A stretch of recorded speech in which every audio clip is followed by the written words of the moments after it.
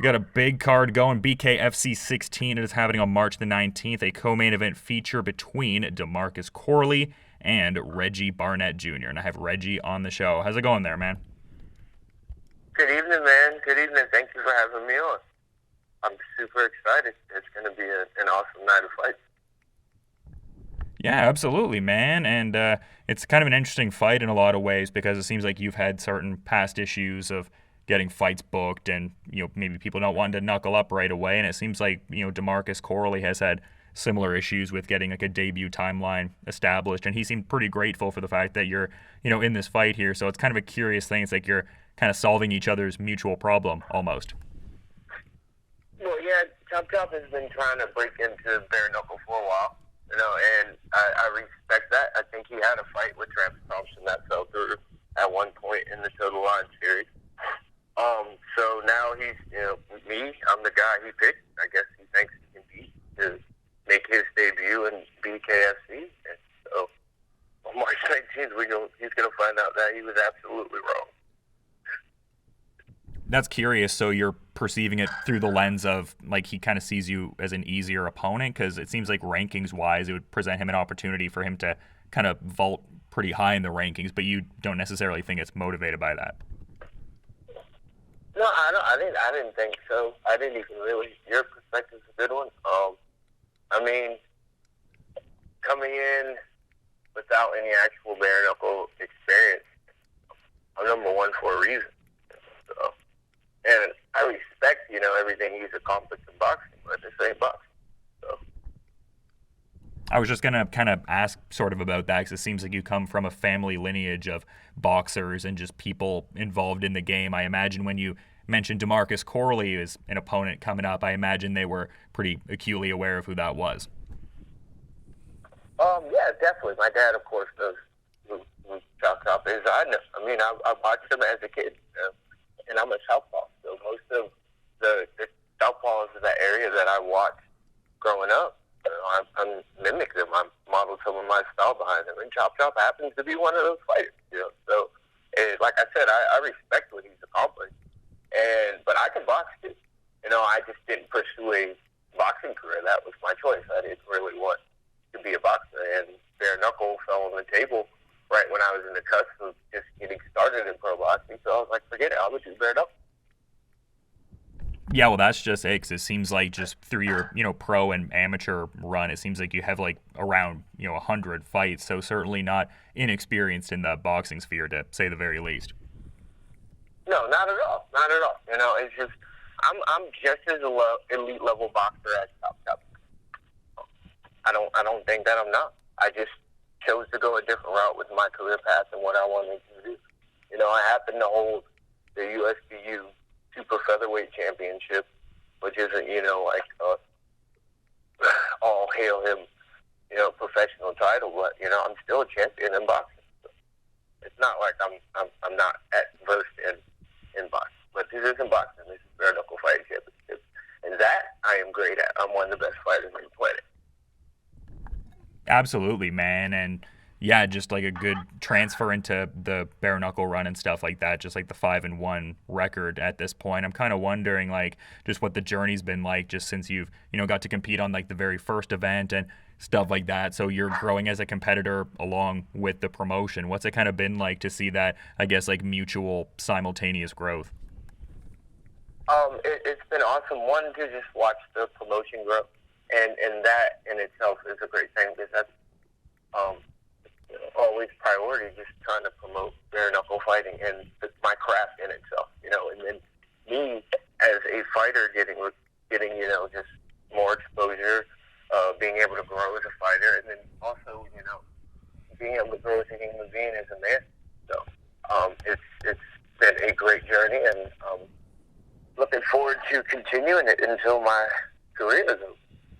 Chop's just going to be another notch under my belt, in this legacy that I'm building in bare knuckle fighting.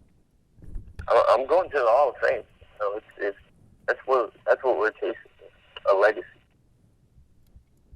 Yeah, well, you're definitely making legacy moves in a lot of different ways, man. But in that first fight, I mean, just crazy resolve with, like, you breaking both your hands in the second round and then just pushing forward. And I don't think anyone viewing that fight would think you broke your hands just because of like how active you were still going and stuff like that. So I'm kind of wondering, like, have you, I guess, with time picked up any of those old, like, Broughton's rules, hand strengthening techniques, like, you know, punching sand and stuff like that in subsequent training camps, or not so much?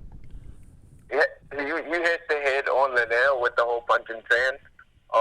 I still do my brick wall training. It's not as intense as it was for that first fight. I guess that's just more or less for knuckle sharpening. But, old school bare knuckle fighter put me onto the sand in the tennis ball trick, you know. So real bare knuckle fighters, if you know what I'm talking about, then you onto the game. And that is the best way to strengthen your hands, you know, opposed to hitting a wall. So, and in my other recent fights, I haven't had any hand damage. So.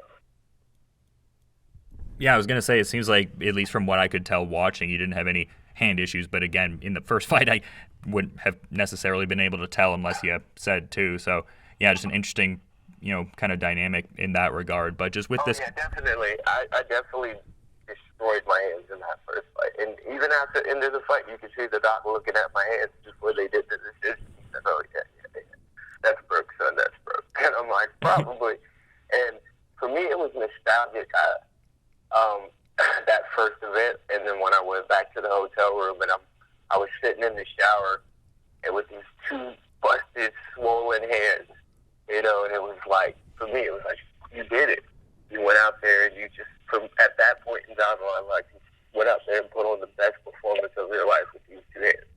You know, I just, it felt good to be a part of that. Even if I wouldn't have won, you know, just to be a part of that. And so to continue to be a part of it, I'm going to go out there and put on the best performance of my life that I can and be the best version of myself every time I step in that square.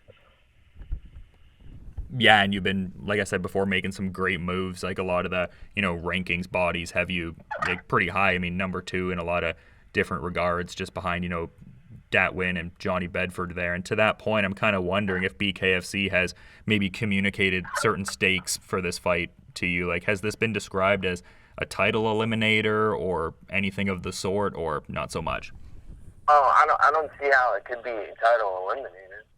I don't know. I guess because some parts of it, you know, some guys, I guess right now, the way the league is building, are bringing like their own different merits, and maybe that's what gives them their ranking, you know, or ability to, you know, deserve something a little higher than what other guys who have actually put in the work. So same with that. You fought 2 people and you got a world title shot. That's just, you know, and they say, well, he brought in a boxing record of 20-3, but when you were 16-1, you fought a guy that was 3-1. So there's no credibility to your boxing record, right? Now we talk about Chop Chop. Chop Chop is 58 and 30 something or whatever, 4-time world champion. You know, that is a legitimate record. That earns you a spot, you know what I mean, at a top-notch fighter. You know, and I respect that. And so, and I'm always up for a challenge. You know, so I'll fight him. That hasn't really earned what he's got, and he knows it, and eventually he'll have to fight me. But... Yeah, it seems like there's a bit of, you know, maybe bad blood between you and Dat Nguyen. Is that a fair way to kind of characterize things? Like, it seems like it goes beyond just like a competitive kind of back and forth. Like maybe he said certain things that were personal in your estimation. Oh, yeah. We all know he was trying to get disrespectful and take it to a personal level. So, and which was completely uncalled for. And so I don't respect him in any capacity as a fighter or as a man. He knows that. And I'm not until he fights me. When I beat his ass, I will respect him. And if he somehow miraculously beats me up, I'll respect him. And I'll present him his belt and call him. But that's not going to happen, so. Yeah, and I mean, just earlier you were talking about just like mapping out a legacy in bare knuckle and stuff like that, and just has like kind of reignited in terms of like domestic visibility and also legality in the last number of years. Like, what was it like to be part of an event whereby it was the first legal bare knuckle event in well over a century? Like, that must have been cool for there to be like a regulated, mass promoted framework. That's what I I told my dad, I was like, yo, I'm going to be a part of history. Period. Like, forever. I'm his namesake. I said, our name will be in the history book. We will be a part of something that hasn't been done in this country in, centuries. So when I was trying to convince my father to let me do bare knuckle. And so I am. I was like, I'm going to be the Chuck Liddell of bare knuckle. Watch that. Anytime they mention bare knuckle when I'm done in this sport, you'll have to mention what I did and what I brought to the game. Yeah, you kind of mentioned having to do some convincing. I mean, was there a bit of a kind of aversion to you stepping in there and knuckling up and towing the line and all that from the old man there? Initially my dad was like, no, you're going to box. You're going to, because like I said, I had just initially started my own boxing career thing. But I was really boxing to just stay out of trouble and do something positive with myself. It was keeping me sober at that point in my life. And so that's what I did. And then, like I said, we saw the call for the bare knuckle tryouts, and I went up to Philly and showed out, and the rest has been history. And here we are from Bare Knuckle Fighting Championship 1 on number 16, and I finally got me a main event spot. I already fought for a world title. Yeah. I may have lost, but it was an incredible fight. My last 2 fights were absolutely dominant performances. I've only continued to get better and grow and innovate in the sport, and that's what I'm going to show. That's what I bring to the table. Dave knows that. He says it all. Oh, he's my guy. So Dave knows that I'm coming to fight. He knows that I'm coming to fight. Period. Anytime you put my name on a card, there's going to be a fight. Yeah, absolutely. And that's what the fans want to see. And so that's what I'm coming to do. And they answer me, because I want to fight. We get closer to the fight, and my temperament starts to change a little bit. I'm a lot shorter with my coworkers, my family, and even my boss. He's like, yo, chill out, bro. He's like, this morning, he's like, why are you looking at me like that? He's like, I don't want to fight you. He's like, you good? He's like, yeah, but, because, I still, I'm an American man, I still got a day job. I grind every day. I work. I train. Sometimes I train 2 and 3 times a day in between my work. So this is my passion, and so he's had his time in the spotlight. He's done, contributing. You're not going to move me out of my spot. I don't think he really wants it as bad. He just clapped me for a little bit. Yeah, because I think I'd seen like a prior interview where you were saying like he's really going to get the full sense of it once you hit him and he realizes the difference between the gloved kind of combat and then bare knuckle. Like, do you kind of see that being like one of the key early moments in the fight, or arguably the biggest facet, just how he reacts to the bare knuckle punch, taking it for the first time? Yeah, definitely. We all did. Go back and watch every single last bare knuckle fight that's been in the BKFC, and there's a moment when every fighter gets hit and that switch goes off. And it's either you're gonna deal with it or you're not. And watch, there are some that just don't deal with it. There are some that deal with it great, and then there are some that just won't. So, and like I said, I'm cool with both. You all have, the world has seen what happens when Reggie gets hit. Have they not? Have you not? Oh, you got a proven track record for sure, man. The entire world has seen what happens if you hit me. He's talking about, they say he's gonna cook me in the fire and knock me out in the second round. I'm not really into all the trash talking and all that. I'm going out there to fight, though. I tell you what, and I'm cool with getting hit. Are you? How much can you take? I ain't take a lot.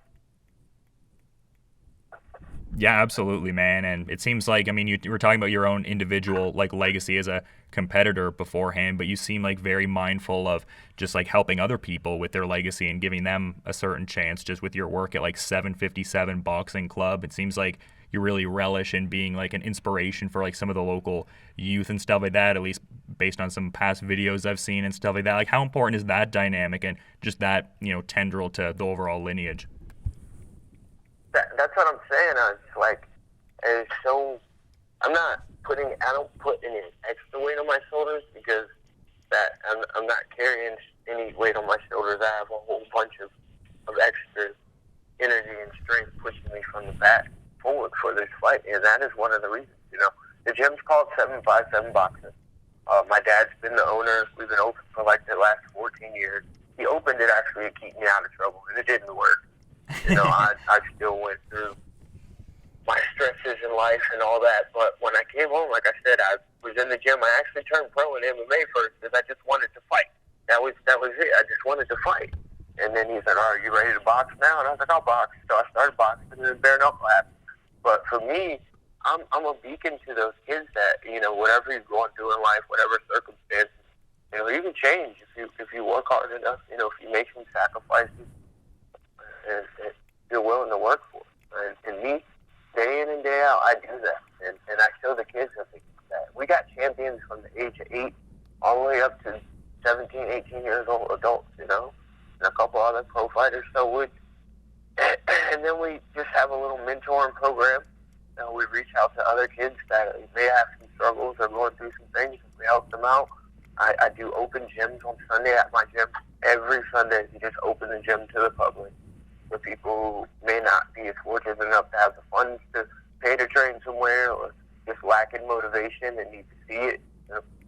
I just try to use the platforms and the resources I have to give back. And every time I go out there and fight, I have all of that extra energy, pushing me a little further forward, and that's good. So it's great, man.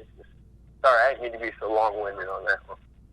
No, I don't think it's long-winded at all, man. I mean, I'm here for the insights, and I think you have a really cool backstory. Thanks, man. I appreciate that. I've come a long way. It's I've been absolutely at the bottom, in the ground, in the roots, And a rapper said, "I've been down to the roots, but if you knew my story, you would definitely root for me." And I'm just trying to just be a shining light, a little beacon for people who are just struggling or been through the struggle. Keep pushing to. I am. And when you're in camp and you're working, and still being a father, I got a 9-month-old just started walking. 9 months, my baby boy is running from me already. It's the life, but life is great, and I enjoy it, and I'm still getting able to chase my dream. And Chop is not going to get in the way of that, man. I worked too hard. I came back from so much. My whole life has been a comeback story. And if you want to be a part of that story, bro, that's cool with me. I'm not the one. You picked the wrong one. You could have said you fight Travis in the BKFC since y'all didn't fight at Total Line, You could have picked Jared Grant. You could have picked Rusty Crowder. I mean, there are quite a few other 135ers out there. But you wanted me, so you will get me at the best capacity. And I'm coming. I will not be moved. I cannot be moved. Yeah, and you touched on the MMA. I'm really passionate about this, man. Oh, that's what I want, man. I mean, it'd be boring if I was getting one-word answers and pulling teeth from you, you know what I mean? That would be way worse, you know what I mean? This is great. But what I was going to say is that you have the MMA experience, as you had kind of mentioned before, and from what I can tell, it seems like a lot of MMA fighters transition into the BKFC rule set pretty fluidly just because of the familiarity with clinch positions, just all the folk style kind of work from the MMA training, but also like the range, very similar, just the smaller gloves and the bare knuckle range. Like, are those facets kind of what rings true as to how it seems like MMA fighters make that transition so smoothly, or like why do you think that seems to be? Like, do you think that's a fair characterization overall? No. I think it can go either way. I thoroughly believe it can go either way. It's just who adapts to the fighting style fast. Now, when we say maybe MMA fighters do adapt a little faster because of the grappling or clinching experience, maybe that's it. But regardless, boxing, MMA, fighting, or boxing, dirty boxing, all that is completely different from bare knuckle. And what I always say is, what I love about this sport is we're still in the early phases. We're still innovating. We're still inventing. So, well, I am anyway. Yeah. You know, and every time I get in there, you know, I bring something new. And if they say you can't do it, then I won't do it again. And if they're like, holy shit, then sorry, excuse my language. Then they're just like, man. You know, and then when you see a couple shows later, other people are trying to do it. And I have stuff, I mean, that I started in the very first event, the second one, my third fight, all that. You know, that people were like, is that legal? Can he do that? Yeah. No, but you articulated on a great point too, just in as far as like how there's so much that's still growing. Like even from my perspectives as like a media personality, I feel like I'll go back on some of the earlier interviews I did with BKFC and be like, oh, I was looking at it in such like a rudimentary kind of way. So it's just, yeah, it's keeping growing, man. Yeah, and then, you know, the sport can still be defined as what it wants to be. You know, the crazy part is you get people, you know, who come in and they're like, oh, well, why did he get in there and talk trash to that after his fight? Well, one, we all know that doesn't deserve the belt. It's not a hit. It's the belt holder. And I'll give you a little bit of shine for beating Johnny, something I couldn't accomplish at that point in my life, but you know you're supposed to fight me. And they're like, oh, this is a WWE, blah, blah. I said, we ain't trying to be WWE. What Bare Knuckle Fighting Championship is its own sport in itself. And it can still be defined as whatever Dave Feldman and the people behind the scenes define it to be. And nobody stopped me. They didn't get mad at me. My boss didn't curse me out or nothing like that. So I'm cool with it. You know? And I got my point across, and y'all can feel however y'all want to feel about it. But what I love about this sport is it's still growing into whatever it wants to be. It doesn't have to be along the guidelines of the UFC. It doesn't have to be along the guidelines of any other fighting organization in the world other than what it wants to be. And it's still growing.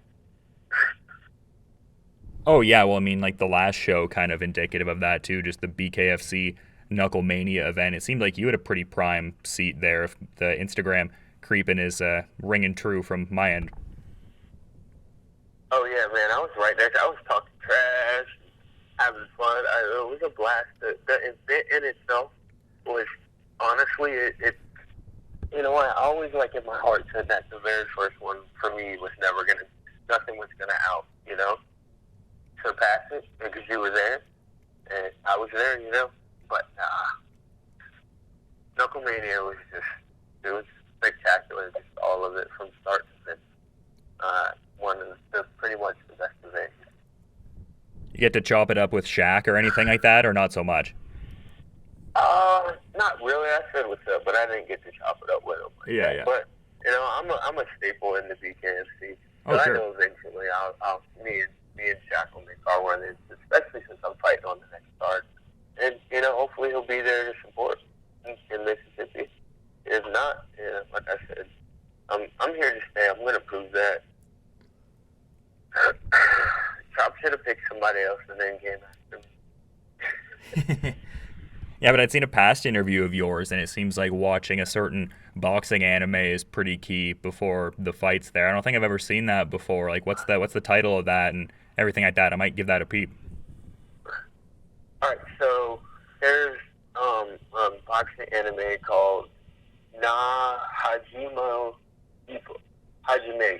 It's Japanese. It's subtitled in English in Tagalog, but it's about a boxer who, actually the kid here, he starts off being bullied, and he's some boxing kind of taking one in the wings, and he's just so determined to work as hard as possible and to outwork any and everybody to just be the best. And it involves the incorporation of what I like to call fighting. I believe in it, I use it, I channel it. If you get a chance, definitely check it out. I don't even know how I came across it. I was just, you know, watching, looking for something related to boxing. Yeah, well, there you go. I mean, some great stuff and sounds motivational for sure. That would fire me up. But in terms of different motivations. Like, I'm wondering if there's like certain. Sorry, well, go ahead. check this out. And perfect case in point. I don't know if it's like anything like it's kind of eerie. So I didn't before the world title fight with Johnny. I didn't watch one of the episodes. I don't know why. I just didn't. And then like a week or two later, I watched one of the fights. It was Epo's world title fight, and he lost. And in the fight, one of the times in the fight, he got knocked down. And he got hit really, really hard, and he was on his way down. And it was like the essence, the fighting spirit of everybody who supported him, everybody who was rooting for him, that was really close to him, that was directly, I don't know what the word is. I can't think of the word, but you know what I'm trying to say. That's like their essence held him back up. That's fighting spirit. That's what I'm talking about. And we can channel. I've learned how to channel that. Before the Abdul Velasquez fight, I have a good friend of mine. He's an MMA fighter on the West Coast. We haven't seen each other in about 3 or 4 years, but we talk to each other with video all the time. Technology is great. Well, literally, probably about a half an hour before the fight, I don't know why I didn't know why at the time I was so, but that was the first fight I had in almost, I can't, like a decade without my wife actually being at the fight with me because of COVID. And I didn't realize why I was so nervous, so I called my buddy and I said, hey, bro, will you sit here and meditate with me for a second? And I have some of your fighting spirit for this fight. And he was like, oh, hell yeah, bro, no doubt. And so that's what we did. Like maybe 5 minutes, a little bit of him and on back and forth. And I was like, thank you so much, man. He's like, hey, go out there and have fun with it. Perform. And that's what I did. I believe it. I can use it. And I got plenty of it. I got plenty of it for this fight. Plenty of it. Yeah, well, you seem locked in and very focused, and that's a cool peek behind the curtain, man. Like a fun little bit of camaraderie between the competitors before getting out there.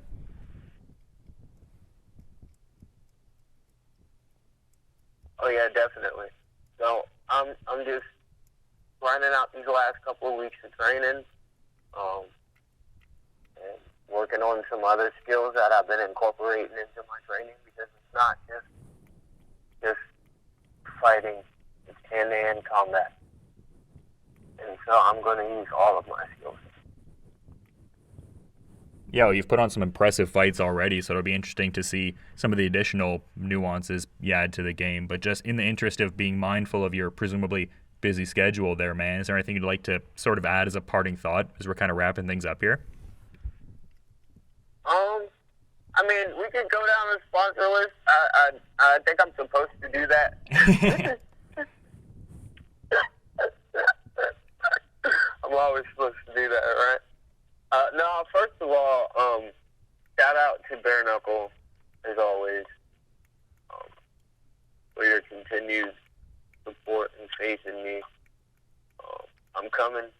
They know I'm coming to fight. I'm coming to bring the noise. So.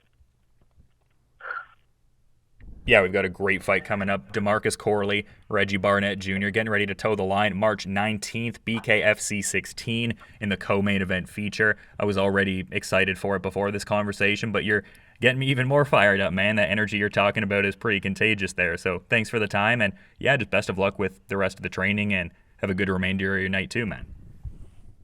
Thank you so much for having me on, man. You have a great evening. All right, on this episode of Bouts Talking Bouts, we got a big fight coming up, BKFC 16. It goes down on March the 19th, and topping the marquee is Garcia versus Elmore. You can check that out via FITE TV, also the Bare Knuckle TV app. We have Joe Elmore and Leonard Garcia knuckling up and toeing the line. And I've got Joe Elmore on the show. How are you doing there, man? How's your day going so far? Good, brother. How's your day? Oh, I'm doing well. I appreciate you asking that, but I'm just kind of wondering how the preparations have been going ahead of this one. Have you had to, I guess, adapt in a certain way with the backdrop of the pandemic going on, or have things not been, I guess, as greatly affected as maybe some? Well, I said this in a previous interview. It kind of went back. For me, I've already believe it or not, I had COVID when it first came through. I didn't even, before they even tested for it, because I tested for the antibodies later, before they even had tests in the United States. We had the flu. And then I got it again about a month or so ago and got over it and had antibodies. They never even knew I had it except for finding out through a test. So, I've stayed training. I've tried to stay as safe as I can. After having it the first time and the second time, I've went back to training more, stuck with my training partners. We had to do what we had to do in the beginning because everything's shut down. They're starting to open things back up. The vaccines are coming in. We're getting a little bit more freedoms back. But, yeah, whenever it first started, I had to go to my gym. I got mats. I went out to the middle of the woods in the Appalachian Mountains with a couple of black belt friends from Gracie Barra. We do big, even for my bachelor party, man, I took my friends skydiving and hiking for 3 days in the Appalachian Mountains, camping and nothing but hammocks and tarps. And so, yeah, man, we went out in the woods, dude, and we trained together. And we laid mats on top of the mountain with some tarps. And we had our boxing gloves, and we grappled, and we trained. And I've always found a way to get things done. So if it ain't nothing but me calling my boxing coach to come from Detroit and put the mats under my garage or down in my basement, training at our house, I don't do nothing but fight. So. Yeah, and who would be some of those main, sparring partners you got in the work with ahead of this one, or rather just training partners, because like the sparring thing kind of hard to simulate with like the whole bare knuckle dynamic and the prevalence of cuts. So who are like the main, I guess, training partners? A little bit of everybody, man. Like I said, I've been at X3 Sports in Atlanta, Georgia for 12 years. But I've also been at Gracie Barra with my Brazilian Jiu-Jitsu under Fabio Costa. We have great fighters at both, but I got invited recently to American Top Team Lima with Douglas, Diego Lima, Kevin Brooks. Diego and Douglas, man, they're both champions, I believe. Douglas fixed his title in Bellator at 170. And so I got great guys around me getting ready for this. But my style's always been made for bare knuckles. And people don't know, but I was an underground circuit fighter a long time ago. Tennessee, they called them pit fights. We'd go out in the middle of the fields, and it would be gym versus gym.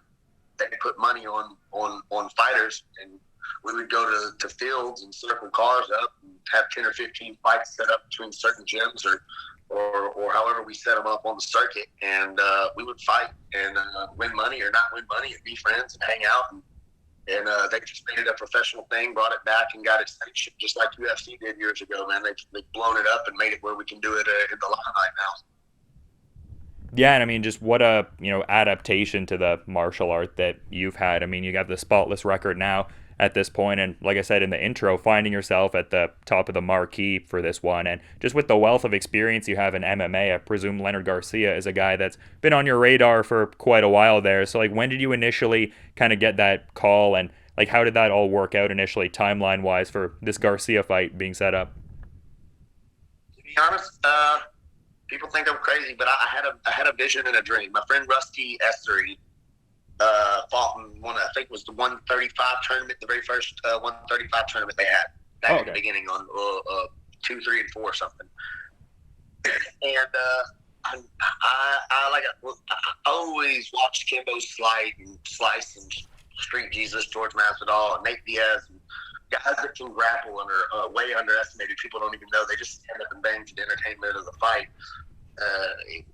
Whenever I saw what bare knuckle was, I knew that I was going to do it. I waited for the call. I talked to Nate Schiff. They wanted me to be in the 165 tournament. They had to work some other things out. The pandemic hit, but honestly, that was the best thing. When that pandemic hit, they went to emergency road, called me back, was like, hey, the tournament right now, but we want to keep the show going. What do you think about fighting UFC veteran Will Chope? And I was like, well, if I fight Will Chope, I want you to set me up with another big fight. Whenever I do that, by my 3rd or 4th fight, I want to be fighting Leonard Garcia or whoever's the champion. Because at the time, I watched Leonard Garcia knock out Julian Lane to become the Latin American world title holder. And, so he was in my head from the beginning because he got one of the very first titles that they offered other than Joey Beltran in that official BKFC title. He's a world champion in bare knuckle right now.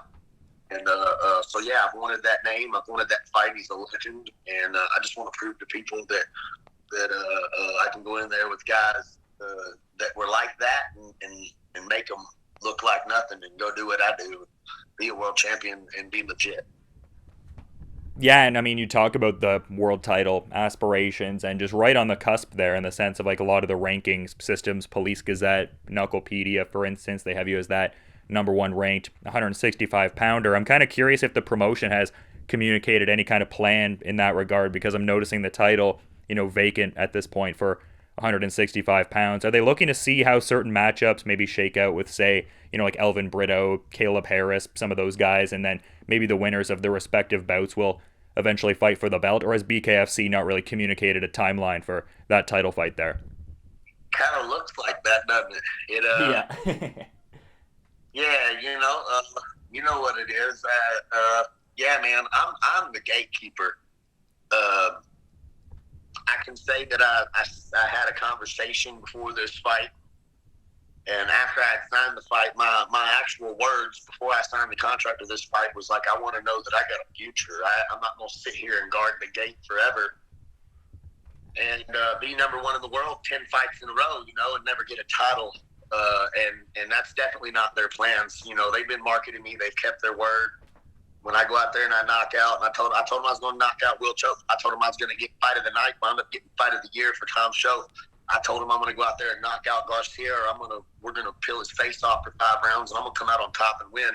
I mean, he has the chance of doing both. That's confidence and just believing and wanting to get to where I want to be to that title. I'm not underestimating him. He is a legend.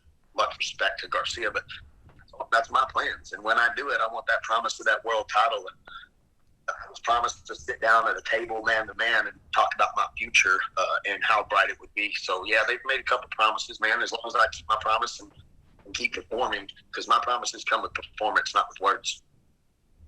Yeah, and I love just the general vibe between yourself and Leonard Garcia heading into this one, because I actually spoke to him the other day and he seems like a very similar kind of vibe in the sense of like the respect dynamic very much there, but just hyper focused and going for that emphatic knockout. So I think it's an interesting dynamic heading into this one in that regard.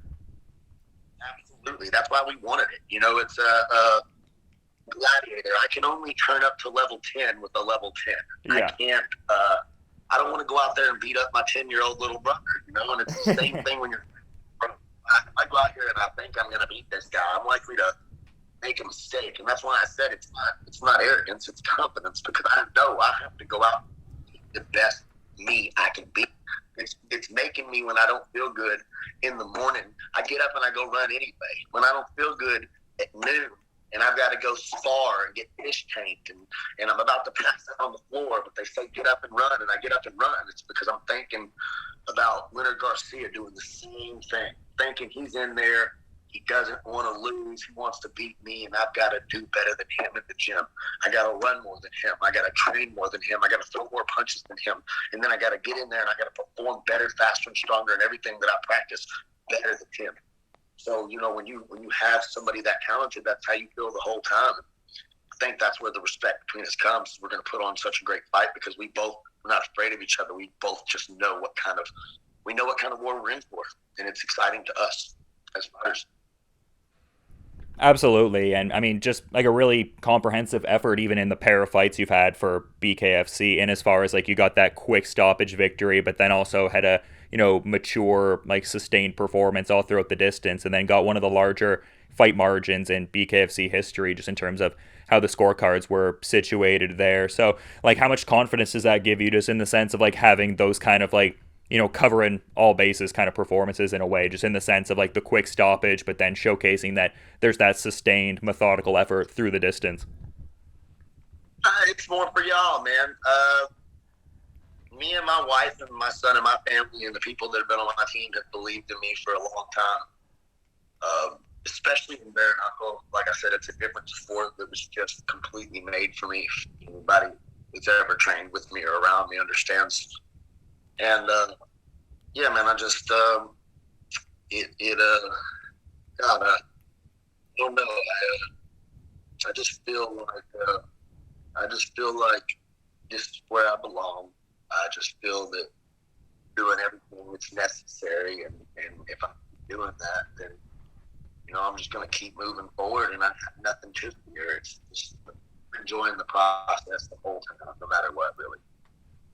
Yeah, it comes across in a lot of regards, man. But I'd seen a post you had a bit ago where you were talking about how when you're in that fight situation, you feel no pain and there's a lot of energy from the crowd. And an obvious, facet of some of these cards is like some of the, I guess, reduced crowds and kind of the dynamic changing in that regard there. Like, do you kind of think about things like that as much, or just kind of like what you were talking about before, just focus on your own efforts, get out there and just, get in that flow state and do your thing?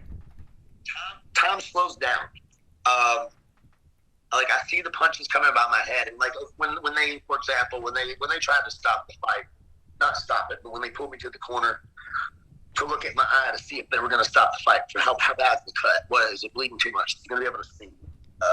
I looked in the crowd, and like I got 40 of my family members, sponsors, best friends, people that were in my wedding close that have followed my career. They're going to be sitting right up front in 4 VIP tables, plus I don't know how many of them all over the U.S. And I have a really good support system. And when I look out in that crowd, I'm a excited winner, and I'm a good loser too, because I don't feel like I lose. There's 2 people in there. There's only 50% chance between the 2 of us. So what bothers me is letting other people down. When my wife believes in me and she don't want me to get hurt, my son's like, Daddy, you can win. And you got that cut. You'll see in that fight, Tom Self, there was a moment where that ref said, I think we're going to stop this fight. And I said, don't you still just fight from us? And I looked at my wife and my son in the audience, and they said, he's fine. They said, we're going to give you one more chance to protect that eye. And I looked in the air, and I said, one more. I love that, man. That's a very powerful kind of thing. Just in the heat of that moment, like, literally feel like a energy pump and hair stand up. And I went out there like the Terminator on that 4th round. From the 4th round to the end of the 5th, that's when I was like, you know what, it's all or nothing. And it was the energy of my wife and my family and the people in the crowd that didn't want to see me lose. And the fact that I wasn't going to disappoint them that turned me into a warrior and a hero, because I ain't fighting for myself anymore. Now I'm fighting for all those people that are about to cry, thinking this fight, my dreams that they've supported are going to be taken. So, yeah, man, that energy is ungodly. Yeah, I can only imagine the energy coursing through you in the heat of that moment there. But you're a pretty multifaceted guy. I mean, it's not just the MMA or bare knuckle you're getting involved in. It seems like you're also involved in certain like music video and, documentary kind of production there and stuff like that. I noticed you got a recent media upgrade. Can you kind of talk about that side of, the content creation and just expressing yourself and all that? Because I think that's pretty cool, man. Yeah, I just want to give more content. I like to stay in touch with my fans because, they're the ones that are buying my shirts, and they're the ones that are supporting me, and they're the ones that are adding me, and they're the reason that the sponsors are helping me with financially. They believe that my friends, my supporters, my fans are going to buy their products and follow them and at least support me in some kind of way. So, yeah, man, I'm blessed in that aspect. So I like to give back, and I want to give them like more of a piece of my life, like, of course I hit myself in the face, but that was just me promoing, Yeah. I mean, I really am not scared to get hit in the face, but that's a beautiful promo to get a lot of attention, whether they were hating on me and now they think I'm psycho and want to see me lose. You can't stop that from some people, but some people pay attention. All those people that added me, they get to go on my thing. And if I have a documentary and they see a 16-year-old son and they see a man that loves his wife that's teacher of the year, and they see that we've been together 12 years and me and her have managed through my Bellator career, my Ultimate Fighter, now a main event in the UFC, never calling Iridium, never having top-notch sports management and having buddies with buddy, literally off pure energy, talent, and us just not closed mouth don't get fed. We always spoke up and worked together, and I want people to get to see that kind of story. I want people to see me go work with the homeless kids in Atlanta and see that there's what parts of my life make me. Why do I not give up when I fight? So that's part of it, and the rap video too is just for fun, man. I like poetry. Edgar Allan Poe. When I was in 6th grade, I remembered the Raven. I recited to myself, once upon a midnight dreary, while I pondered weak and weary over many quaint and curious volumes of forgotten lore. Not a lot of people know that rap is poetry, if it's not that mumble stuff, excuse me, they put out. But, and that's what it is for me. It's an expression. Same way with fighting. And I write my own walkout song. Whenever every time I've walked out, that's me and my friend Jay Killa. That's our beat. That's our music. Oh, I that's want to awesome. record the music video. That way you can see me and him rapping in the music video. You can just see the different parts. And my God, people are so stuck on black-white identity, left, right, up, teacher. I don't have to be any identity. I'm just me, man. I'm a hitman. I'm a rapper. I'm a fighter. I'm a father. I'm a lover. And it's cool to get to show that. I hope it inspires and or entertains or just gives somebody something to do. So I feel like I owe that part. Well, I think it's cool that you're trying to, offer that insight into things you're passionate about. And I was actually, you kind of got into it a little bit there, because I was going to ask if there's certain genres of music you train to. I imagine there's a fair bit of rap pumping in the gym, but are there other genres or artists that you are jamming when you're training, or not so much? Beethoven, Symphony 5/4. I mean, I listen to a lot of classical music. Of course, hip hop. One of my favorite artists is Garth Brooks. I mean, I listen to country. It depends on mood I'm in. Sometimes you want to feel good. I love the Temptations. I love soul. I love B.B. King. You want to come home and cuddle with your wife, and I listen to soul. Anything that makes you feel something. I'm a vibrations person. So sometimes, like Chris Starrow said, his coach told him one time, he made him listen to "I'm a Barbie Girl in a Barbie World." Yeah. And he's like, if you can get mad and punch a bag while listening to Barbie Girl, you can listen to death metal and get mad. He's like, try to get mad listening to something really sweet. So sometimes here lately, I've put on something real soft and try to get mean to it. That way, when you don't necessarily feel violent in the cage, you can change your energy. And you don't need that. So I experiment, man, listen to a lot of different things. I don't limit myself to any music. But yeah, a lot of rap, dude, just because I like to do it myself. But I put my own words to any song usually. Yeah, the dynamic of hitting the bag to soft songs is kind of interesting. Are you jamming to some Trisha Yearwood and just hammering out a pad session, or what are you doing with that? Hey, look, if Redneck Woman comes on the country station, yeah, you got to jam it out and punch it out and think about somebody scratching my car and tear that bag up, No, there you go, man. I love the insights and just getting the time with you today as well. You've got an awesome story, and it was cool to talk to you ahead of this fight here. But just in the interest of being mindful of your presumably busy schedule, is there anything you'd like to sort of add as a parting thought as we're wrapping up here, man? Nah, man, just check us out, dude. Me and Leonard Garcia. Much respect to the legend, but I'm the legend killer. I'm going to go out there March 19th, Biloxi, Mississippi, the main event. Y'all check it out, man. BKFC 16. There's a lot of guys on the card. It's a huge card. Other than that, man, just thanks to all my sponsors. I'm not going to go through the name and stuff, but all of them right here that y'all can see, man, they've really helped me out and put a full camp in. And thanks to you for your platform and everybody else that has made Bare Knuckle blow up. And to all the fans, thank y'all, man. That y'all are the reason that we're sitting here, both of us, doing these interviews.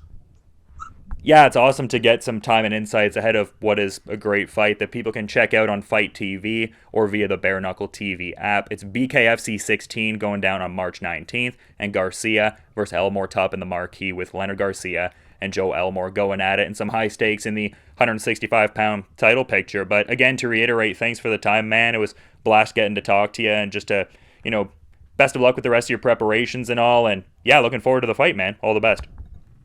Thanks for having me on.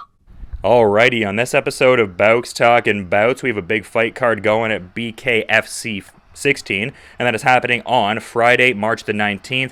Biloxi, Mississippi is where that is going down, and one of the contests catching my eye on BKFC 16 was Bobo O'Bannon versus Arnold Adams, a heavyweight collision, both men getting out there, knuckling up, toeing the line. It goes on FITE TV. You can also check it out via the Bare Knuckle TV app, and I have Bobo O'Bannon on the show for the first time. How are you doing there, man? How's the training and everything going ahead of this one?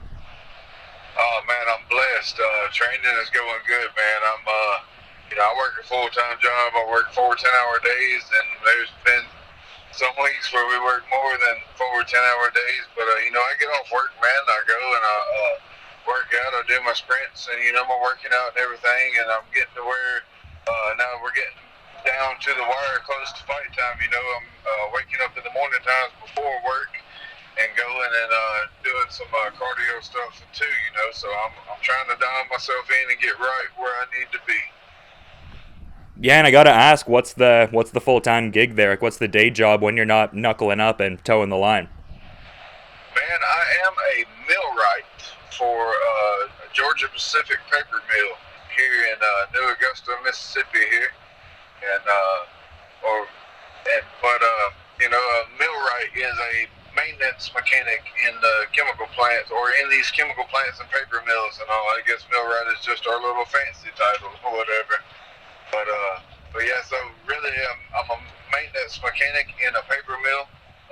We handle the shutdown work, keeping the plant running when something tears up and things of that sort. Yeah, is there any kind of crossover in the sense of, like, do the coworkers know about the BKFC endeavors? Like, is there any kind of intrigue there, or the world's kind of separate, large in part? Oh no, man! Everybody knows about my fighting. All my coworkers know about my fighting.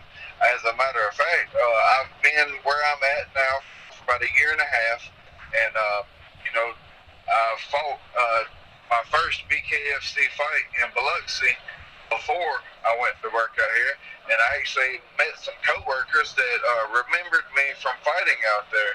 Oh, cool. And they were already fans of mine from fighting, anyways. And just really enjoyed the show I put on, the way I conducted myself outside the ring and inside the ring and everything. And we're already fans of mine, and so they for them it is such an awesome experience to be a fan of somebody and then also become a coworker and a friend of that person too. And for me, it's pretty awesome to have somebody that was a fan of mine, and then I get the privilege of also becoming friends with them. Yeah, it's an interesting kind of backstory. It sort of reminds me of, like, Butterbeans in a way, and as far as, like, he had the tough man competitions early on, and, like, some of the coworkers knowing about what's going on there and stuff like that too. So it's a cool dynamic, man. It's interesting to kind of see the progression in that regard. But I was also checking out the backstory for you getting into, like, bare knuckle specifically. It seemed like there was a bit of maybe divine intervention at play there. Brock Weaver also, like, playing a part in getting you exposed to bare knuckle. Like, what was that period like, as far as, like, transitioning from that time when you had done gloved boxing, but you were kind of pulling back from that a bit, and then just kind of re-interjecting yourself into combat sports? Like, what was that time period like when, bare knuckle kind of got on the radar? Oh man, that was wild. That was, I mean, you're fixing to agree with me too. So whenever I was sitting my fat butt at work, working overtime, watching Brock Weaver fight in this bare knuckle fighting, I didn't know, man, this stuff's illegal. They can't do no bare knuckle fighting. Well, here they are on pay-per-view television that I just paid for doing it. So quite obviously it's got to be legal with all these people in attendance and being on TV and everything. So the next weekend I was at work, and I got with Brock. I was like, bro, look, what's going on, man? What's all this? I see Roy Jones Sr. in your corner wrapping your hands and everything. What's going on with it? And he's like, yeah, man, it's something they just legalized. It's, really cool. I like it. And, maybe back. We don't know. We'll see how that goes. Whatever.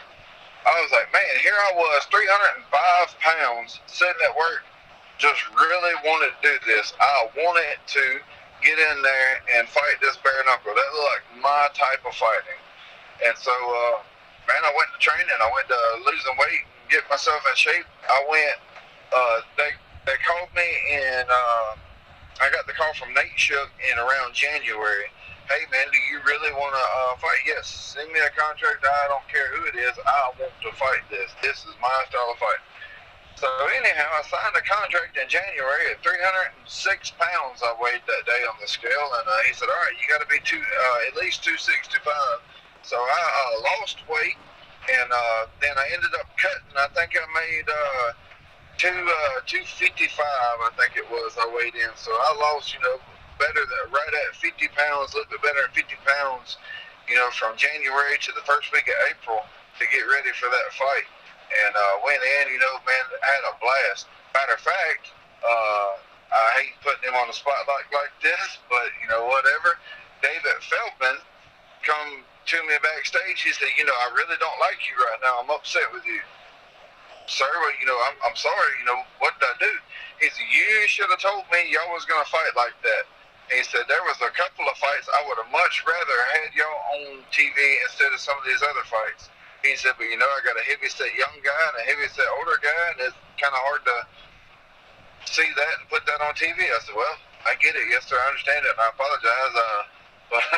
But so that's how it all started, man. I seen Brock. Brock was a kid in the gym whenever I was boxing, and he would come up to the gym, and I'd show him different things. He'd have questions. I'd answer his questions. I'd help him with this, a little bit of this and that or whatever.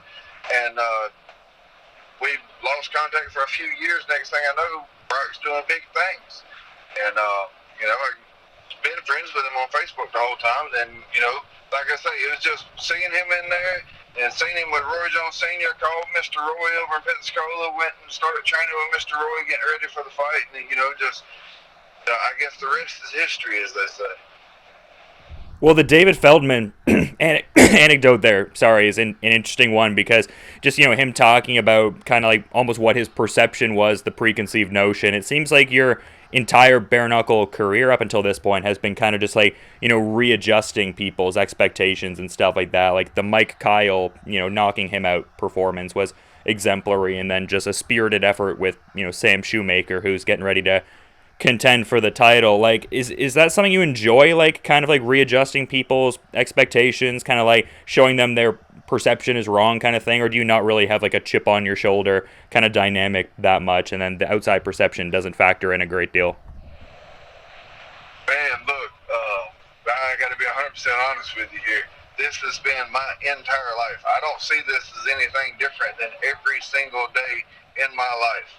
I'm a decent sized fella,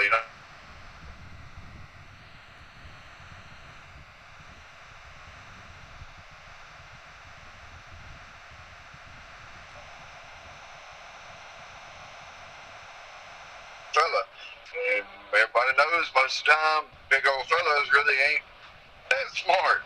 And on my job, man, I'm very, very intelligent. I'm very good at what I do. And there are better out there. I get it. I'm not saying I'm the best there ever was, but I am saying I'm really good at what I do. And people don't expect that from me because I'm just a big old strong guy. He's got to be the work mule more than anything, And the same thing in the ring, it is just a big old country boy, simple old fellow, we don't expect a whole lot from him. That's fine. I love that. I don't want you to expect a whole bunch from me because I like seeing the look of excitement on your face when you get what I'm giving. Yeah. I like seeing you being surprised. I like seeing all these people being shocked, like, my goodness, where'd this guy come from? That's what I enjoy. That's one of my big pleasures out of all of it. But there's no dynamic to none of that for me. There's no, it's not a slap in my face or anything of that sort. Because like I say, my entire life's been that way. I've been 6 foot tall since I was 12 years old. It's like I got to 6 foot tall and just real quick, and my body just said, we're not growing anymore, And so I've had from 12 years old on to now for my coordination to catch up with my body. But whenever I was younger, man, I had 2 left feet and I couldn't use either one of them. And then when I would work my butt off, though, I had twice the work ethic of anybody else. So whenever I was 14 years old, I was throwing a baseball 87 miles an hour, pitching. And people just didn't expect that from me because I'm walking around, I'm clumsy, and I'll trip over a cordless telephone, man. I'm telling you, it was bad. But, so I've spent my whole life proving myself to people. Granted, let's look at it just to prove the point real quick. Whoever would have thought this big old goofy country boy from South Mississippi is going to go in there and put his hands upon Mike Kyle the way that I did? I got to be honest with you. I didn't think that was going to happen. Heck, if I thought that was going to happen, I'd have cleaned out my 401k and put it all on me because the betting odds was heavy in his favor. I'd have won a whole bunch of money. But so I mean, yeah, I'm steady proving things to other people. Other people see me and they're like, oh man, whatever. And I'm constantly proving things to myself too. I just recently proved something myself. I don't know if anybody else noticed it or not. But I just proved to myself that if you're a heavyweight fighter at a professional level, you can punch. And I I wanted to see exactly how well Sam Shoemaker could punch, and he showed me. You know, my mama told me my whole life you win stupid prizes for stupid tricks. And apparently putting your hands down and letting somebody beat on your head is a pretty stupid trick. Because I got my dome prize for it, no doubt. Yeah, but just what was that whole experience like? Because initially you were supposed to, get out there with Lewis Rumsey and, toe the line and everything, but some restructuring in the main event obviously presented an opportunity for you there, and, not necessarily the desired outcome per se, but, like, what utility do you get from a performance like that, just fighting someone ranked that highly, being in a main event kind of position? Like, what were your, thoughts on just the whole experience and the restructuring timeline I kind of touched on, too? And I'll be honest with you, 100% serious, it was no big deal to me. Because in October, they asked me, hey, will you fight this guy on the undercard down here in Tampa? Yeah, sure, no problem. Well, the next day they call me back, yeah, that guy's not going to fight you. Then what about this guy? Yeah, I'll fight him. Okay, cool. Do you know anything about it? No, I didn't know anything about the other guy either, but I'm fixing to find out. But yeah, I'll fight him. Call me back the next day again, that guy won't fight you. Well, then 10 days before the fight, they're like, hey, look, the main event fell out. There's something going on with the main event, this disagreement, that disagreement, whatever, can't get into it, but the main event fell out. So they're wanting to take Mike Kyle and put Mike Kyle in the main event. I was like, oh, man, that's awesome. That's going to be a big show. That'd be awesome, man. Heck yeah, I hope y'all find somebody that'll fight. I'm like, well, we're hoping that you'll fight him. Me? So he knows it's me, right? Like he's not gonna back out. He'll fight me, right? And they was like, oh yeah, no, he'll fight you. He'll definitely fight you. So anyhow, I got the Mike Kyle fight on fought Mike Kyle on 10 days notice, and then turn around and with the Shoemaker fight, I took Shoemaker on a 7-day notice. It was supposed to be Rumsey. And 7 days out, I took Shoemaker. So, I mean, as far as that goes, no mental games or, wasn't a big mental problem or anything like that. My problem was with myself. I got in my head and wouldn't stay out of my head. But, I had this big tough guy persona for some reason. For some reason, a little while, this big tough guy thing got in my head where I was gonna let everybody beat on my head, and then when they got tired, I was gonna beat on them. And granted, I got him tired from beating on my head, but he beat on my head a little too good, So.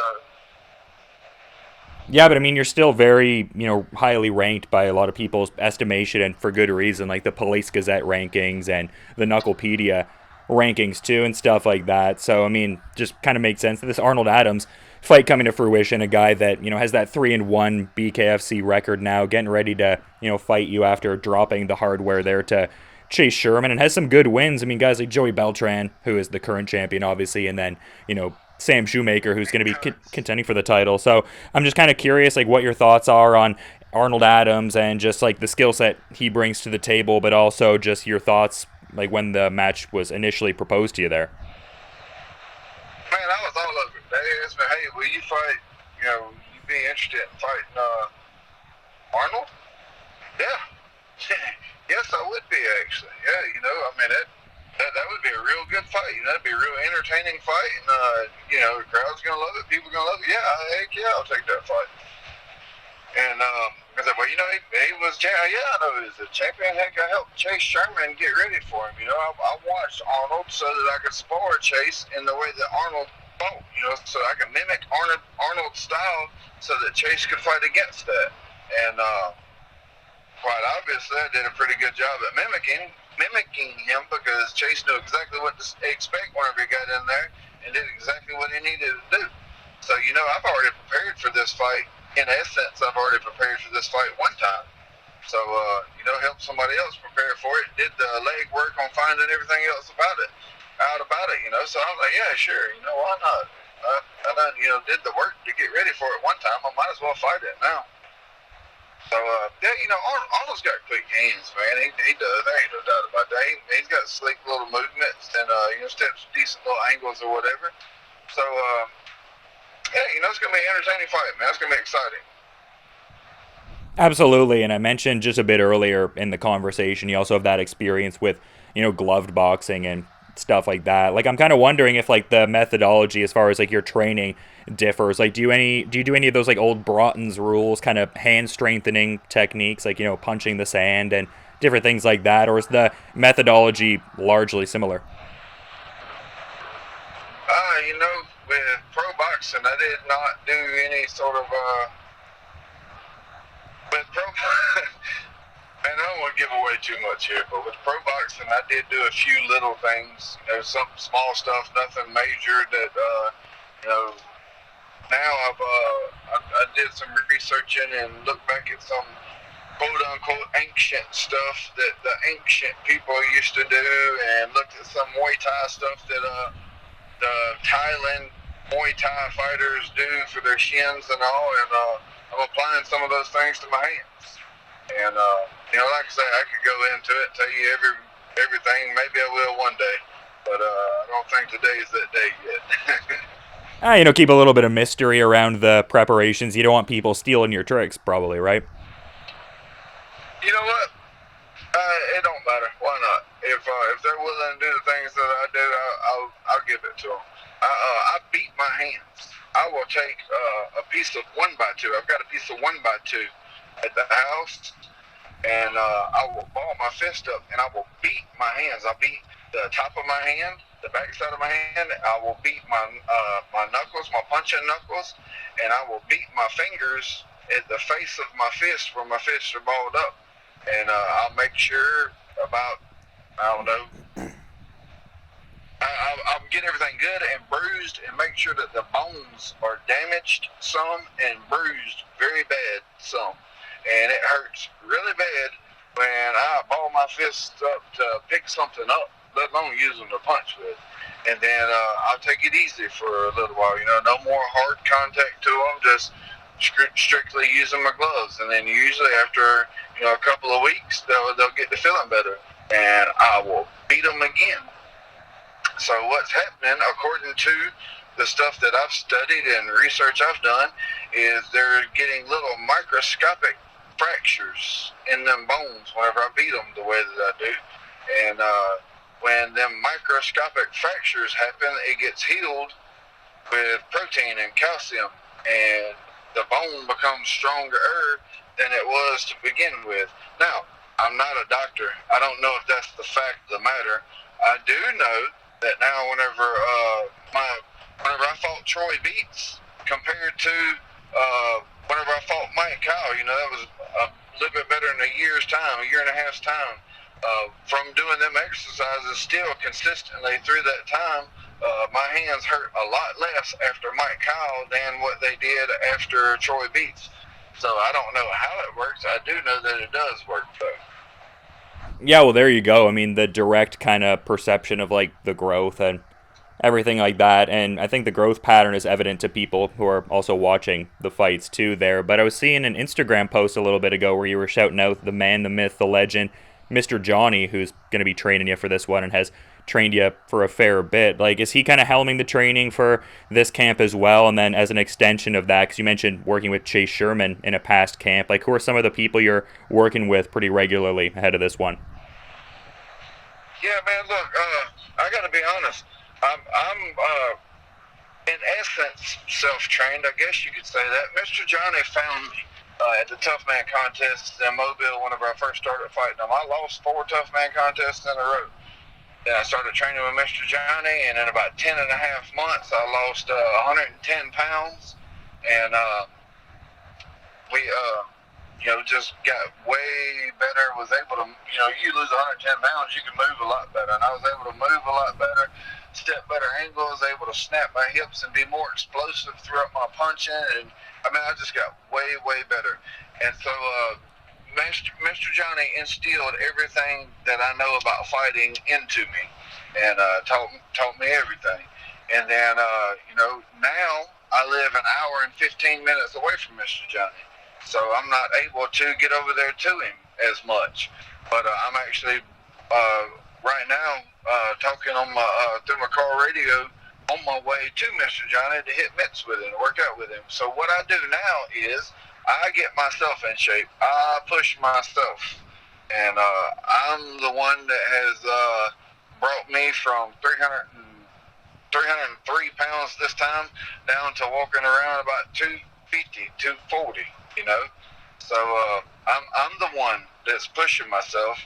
You know, I've got plenty of motivation at the house. My wife will pop me right upside the head if I don't get out there and get to working out. You can believe that. But you know, as far as getting myself in shape and everything, I do it. I'm the one that pushes myself to do my cardio, go hit my speed bag, my heavy bag, my double end bag. You know, I pushed myself to make sure that I still do the things that I was trained to do that are correct for my form and all. And then usually about the last couple of fights, it's only been a week or two before the fight, I will go and meet up with Mr. Johnny about 3 or 4 times and let him brush my hands up by way of hitting the mitts with him. And he'll kind of brush my hands up, you know, kind of hone my skills in real good or whatever. And then, you know, I'm good. I go fight. Well, now I've decided that I want to start, you know, earlier going out and seeing Mr. Johnny a couple times a week so that I can, you know, be better, be more confident about what I'm doing. And so that's how it goes, man. You know, I work full time. I work 4 10-hour days a week, sometimes 5 and 6 10-hour days a week. And, you know, there's spells sometimes where we work 7 days a week for, you know, a couple months on end. It just depends on what's going on and what's tore up, you know, what we got to fix. But I get done working, and I will still come home and make myself train, make myself, you know, exercise, work out, throw my punches, hit my bags, and, you know, all of that. And, yeah, sometimes it's terrible. But, you know, you got to do terrible things sometimes to get great rewards. You know, sometimes, you know, making it hurt worse and, you know, just getting your teeth and going after it, what it takes. Yeah, I just love the dynamic of, like, you being, like, your work ethic's kind of at the center of everything, and you're driving all of this, and just, like, seeing you, like, work with certain people, too, off of that. Like, I mean, you mentioned Chase Sherman. You worked with a guy who eventually became a bare knuckle champion, but I'd also seen an old video of you getting in work with Deontay Wilder there, who obviously became the long-reigning WBC heavyweight champion for a while. So it's a cool story, man, and, I mean, obviously the effort you're putting into it matches up with, like, some of the very best in the world in different sports. Yeah, definitely. You know, Deontay's got a trainer, the guy who initially found him, trainer-manager, JD's. And my manager, my boxing manager, knew JD's. And so Jay my manager reached out to Jay and was like, hey, look, you know, Bobo's got this fight out in Idaho with this guy that's 6'9". Can we come up there and spar with Deontay? That's the only tall person to spar with that we know of around here. And, of course, Jay let us come up there. And, you know, we paid our way up there, got our own hotel rooms, you know, and all that jazz. And we sparred, like, 3 times, 3 different sparring sessions in 2 days while we was up there. And Jay was very impressed with it. He was so impressed with it that he ended up paying us, I don't know, probably 7 or 8 different times, paid us to come up there and spar with Deontay, give Deontay some work. And, you know, man, I'm sorry. I don't care who says what. You can laugh at me if you want to. But in my book, it's a huge, huge compliment for Deontay Wilder's manager to like the way that I was sparring, decide that I was giving Deontay good work, and pay me to come back up there and spar with him. You know, that's big, big in my opinion. Oh, it definitely is, because it's indicative of your skill and your ability to, you know, push him to certain limits. So definitely a compliment for sure, man. And I was noticing that it seems like your nickname, The Beast, comes from the manager, you know, Kevin Smith from Smith Brothers Fighter Management. But I'm kind of more curious about the specific Bobo nickname there, because I have, like, a good buddy back in college who's still, like, a great friend now, who his nickname is Bobo, and we always bring that up and stuff like that. Like, what's the origin of the Bobo nickname and everything? Man, look, I'm a junior, and you know, like I said, I'm a junior, Bobby O'Bannon Jr, and my middle name is Wayne. And whenever I was born, they was talking about, oh, we'll just call him Wayne. We'll call him Wayne. And my mama said, no, y'all won't. Over my dead body, I'll kill everybody. You ain't calling him Wayne. And the next day, she come back and she said, we'll call him Bobo. Because Bobby O'Bannon, abbreviated twice, B-O-B-O, is Bobo. So my entire life, I have been Bobo, except for at school. Because you go around to all the kids at school and introduce yourself as Bobo, you know, present that as the name that you want to be called. Well, you know how school kids are. They hear the teacher call roll Bobby, and they're being silly and goofy. They want to call you Bobby, so that's ended up in school what I just went by. I was just around 5th grade, 6th grade, I stopped fighting it and just went with it, you know. But everybody that knew me outside of school knew me as Bobo. And so, I mean, it's just my whole life, you know, work, everything, you know, friends, family, whatever. I am Bobo, always have been. Yeah, I love that. I just, had that localized kind of connection to it, so I thought to get the little backstory there. But usually when I have fighters on the show, I generally ask if there's, different genres of music that they're, partial to train to. Is there any kind of genres that you gravitate towards when you're getting in that work, or are you one of those fighters where it's kind of like, whoever grabs the aux cord, put on whatever? Man, this is a weird one for me because my radio station that I listen to is K-Love, which is a Christian radio station. That's my station. That's where my radio stays, on K-Love. And so that's what I listen to. Well, man, I'm telling you, the whole training thing, we'd have to have a whole segment on that one day. But I was off work for 24 days because I had to quarantine due to COVID. My wife and my mother-in-law come down with COVID. And so I had to quarantine for 24, 25 days from work for that. While I was quarantining from work, my father-in-law had some extra metal around the house. And I took it and I built me a heavy bag stand, and on one end I got a double end bag stand, on the other end I got my speed bag stand, built all into the same thing. And I had my buddy Bryce Wood, the TC Boiler company he owns, he gave me a little help, fitting some of the stuff and, welding a couple pieces on for me. And so anyhow, I got my stand built, and I have my stand inside the little gym down there. Well, the gym does not have a radio in it. And I am way too cheap to go out and buy a radio, just have a radio in there while I work out.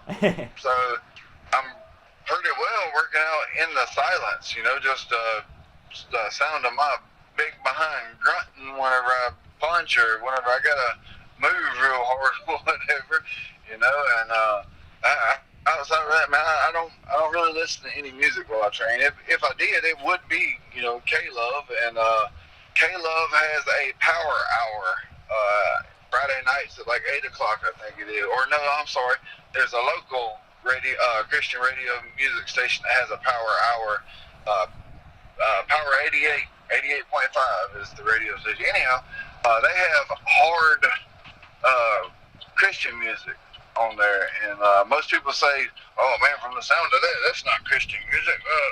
Well, there are people that like nothing but that sounding music, and if you listen to the lyrics, it is very Christian music, and so there's different strokes for different folks, different tastes for everybody, I reckon. But I listen to some of that sometimes while I train it. But for the most part, man, I don't have to have music or any of that motivate me or to keep my mind on anything or nothing like that. I kind of learned that I kind of enjoy just being in the silence of just myself, making my mind concentrate on the pain that I'm putting myself through, so that whenever I'm in the ring, there's no radio playing to help me get my mind off of it. And so, I just, in the ring, I find that I'm better able to deal with what I'm going through, the pain and all that a little bit better, because I haven't had it on the back burner listening to a radio. I've been right there with it the whole time in the gym training. Yeah, and I've talked to certain fighters who kind of have that perception to just replicate the conditions of the fight in training as much as you can, because, you can't have your particular song playing in the background when you're out there fighting. But you've been really great with your time, man, and I appreciate all of the insights and just that we could make this work ahead of this big fight you have coming up here, but just in being mindful of your time and the rest of your, presumably busy schedule, is there anything you'd like to sort of add as a parting thought as we're kind of wrapping up here, man? Man, I give some shout-outs. I got my sponsor, and I'm going to miss some, and I'm sorry. We just had a couple new sponsors. My wife just got me a few new sponsors jump on board, and right now I got a brain fart, and I can't remember anything except for Matt Zifferblatt with Healthy One Inc. He's helping us out tremendously with supplements and workout routines. Really, really good dude. If you have any dietary questions, get with Matt Zifferblatt. The man's a genius. He really is.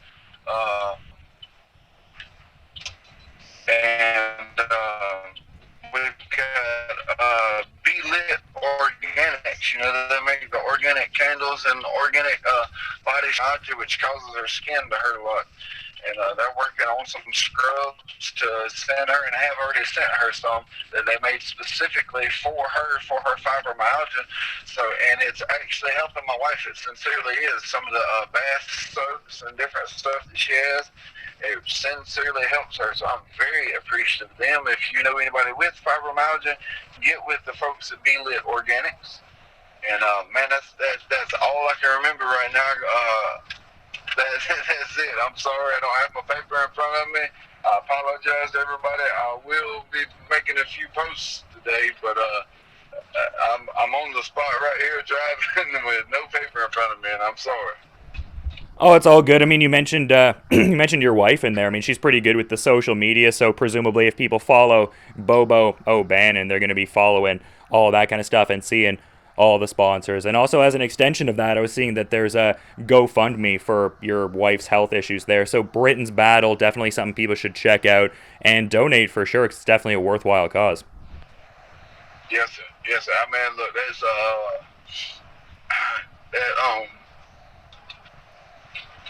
that gets close to my heart, and I'm very, very appreciative to the people that have set that up for us.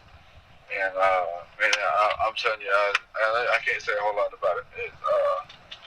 It's close to my heart, and I'm super, super thankful to have these people in our lives that are willing to step up and help us. It's a beautiful thing to see, and something people should very much be checking out if they haven't already. But yeah, just again, really appreciate all the time and insights ahead of this fight, man. Best of luck with the remaining part of the training leading into this one, and yeah, just hopefully you have a good rest of your day too, man. All the best. Thank you, sir. You have a blessed one. Alrighty, a great fight coming. BKFC 16, truly a stacked card. Biloxi, Mississippi, March 19th. Be sure to check that out. We've got Bobo O'Bannon knuckling up and towing the line in a heavyweight contest against former champion Arnold Adams. FITE TV, you can check it out. Also, you can check it out via the Bare Knuckle TV app. This is Bowks talking bouts.